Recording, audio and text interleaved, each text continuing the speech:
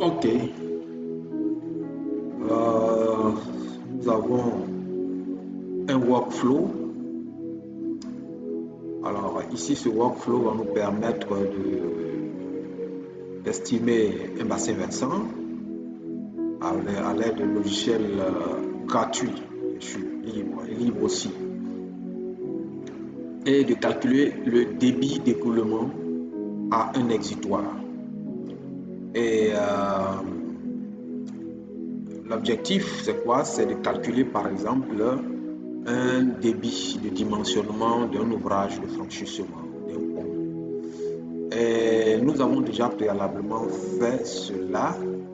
Nous avons donc le bassin versant qui est là.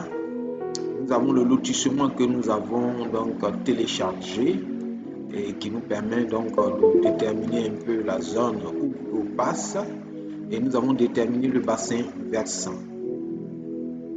Ici, donc, nous avons la carte en ligne Open Topomap qui est en fond de plan ici. Nous pouvons décocher certains éléments pour voir un peu de quoi il s'agit. Alors, le lotissement que nous avons téléchargé, voici. Nous avons aussi tous ces éléments. Nous allons donc déterminer, voir, visualiser le bassin versant et visualiser toutes choses, tout ce qui concerne ce bassin versant.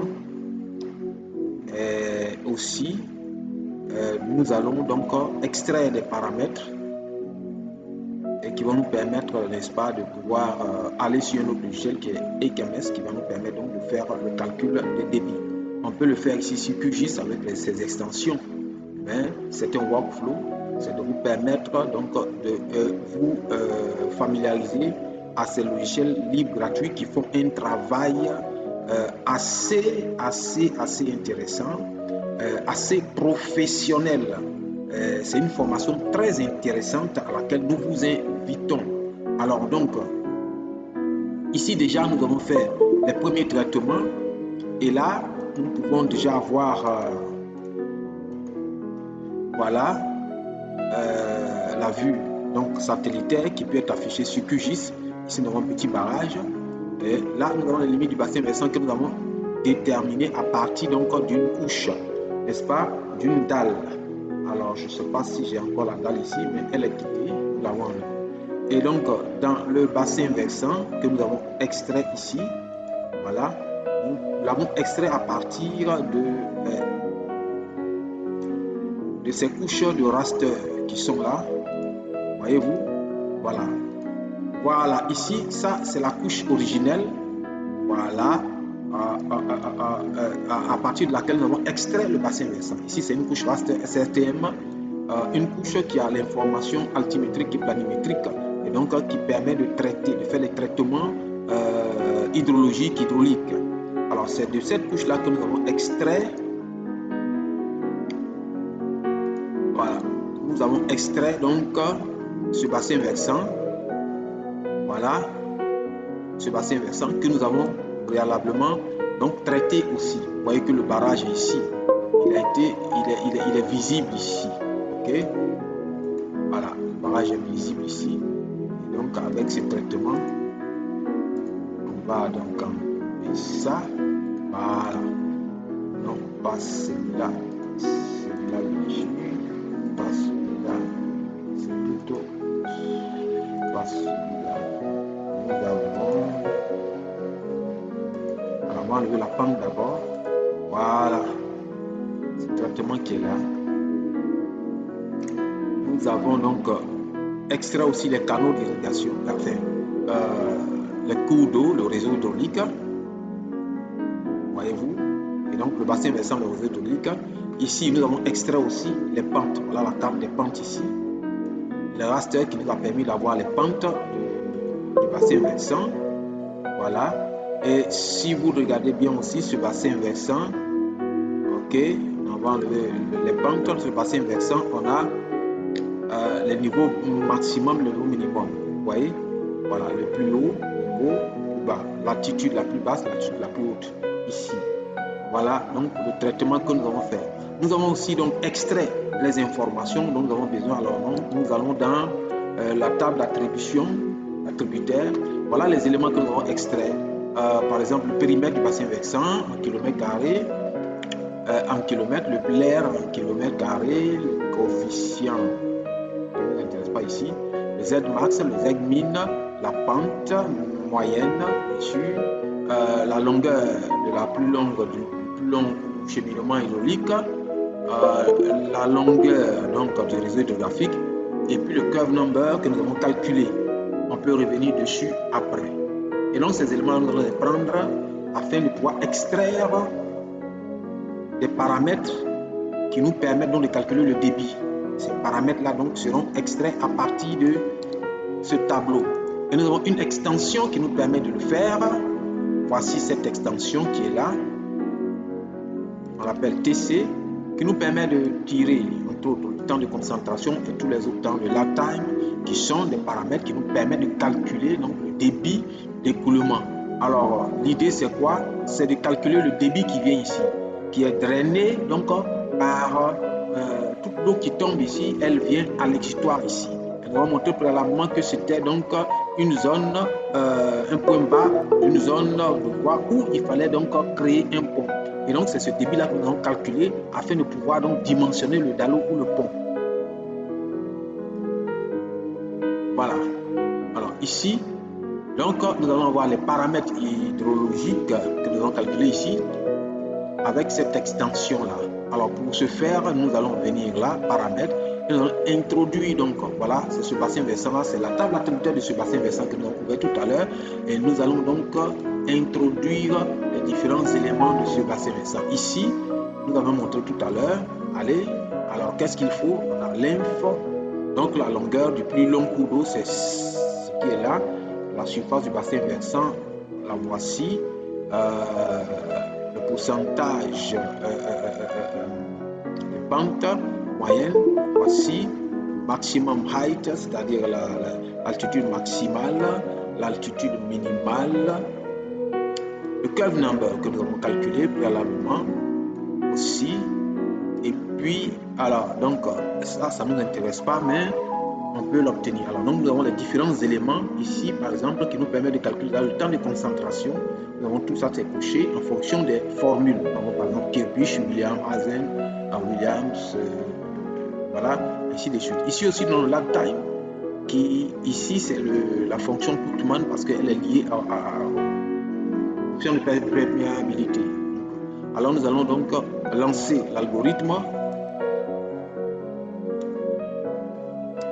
Ok, nous voyons bien qu'il y a une situation.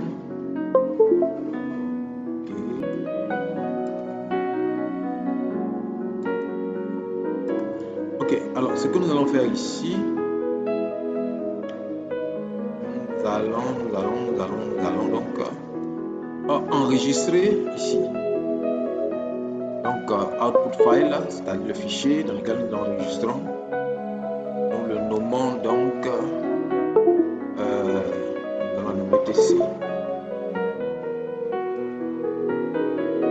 Ainsi, nous lançons l'algorithme.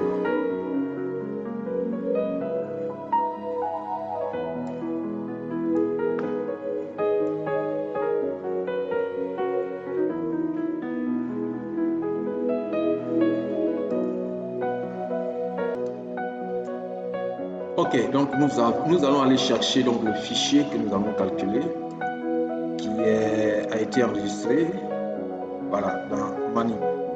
Je crois que on va fichier ici par date. Voilà, vous êtes précis ici. Non, c'est pas précis, c'est TC, je crois.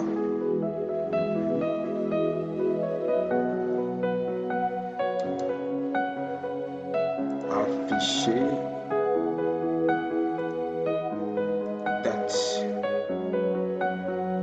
C'est au-dessus, je crois. Ok, c'est celui-là.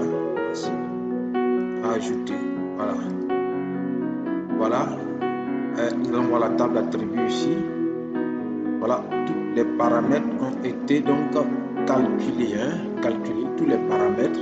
Ici, par exemple, nous avons donc, voilà, ici, Kirpich, nous avons Williams plutôt, pas Hazen. Temez, ça c'est le temps de concentration. Et puis ici, nous avons donc là, nous avons donc ici Eagleson, Shaw, Sydney, ainsi de suite. Ça c'est le lag time. Voilà, nous avons donc tous nos éléments du bassin versant que nous avons calculés. Alors, ce qui reste à faire maintenant,